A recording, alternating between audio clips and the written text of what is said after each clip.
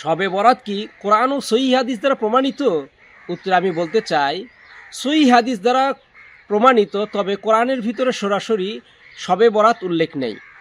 এ ব্যাপারে রাসূলুল্লাহ সাল্লাল্লাহু আলাইহি ওয়াসাল্লাম ইরশাদ করেন, ইয়াত্তালিউল্লাহু ইলা খালকিহি লাইলাতুন নিসফি মিন শাবান ফায়াগফিরু লিজামিইন খালকিহি ইল্লা লিলমুশরিকিন আও মুশাহিন আও কামা ক্বালা নবী আলাইহিস সালাতু ওয়াসসালাম।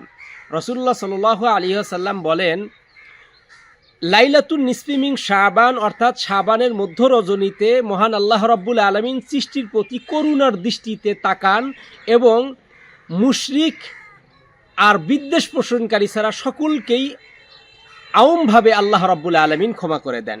এই হাদিসটা আমরা সুনানু ইবনে মাজা 1390 নম্বর হাদিস থেকে কোট করেছি। তাহলে আমরা বুঝতে পারলাম সহিহ হাদিস দ্বারা শবে বরাত এটা প্রমাণিত। লাইলাতুন নিসফি মিন শাবান অর্থাৎ হলো শাবানের মধ্য রজনী, এটা সহিহ হাদিস দ্বারা প্রমাণিত। কোরআনের ভিতরে মহান আল্লাহ রাব্বুল আলামিন সরাসরি শবে বরাতের কোনো উল্লেখ করেন নাই।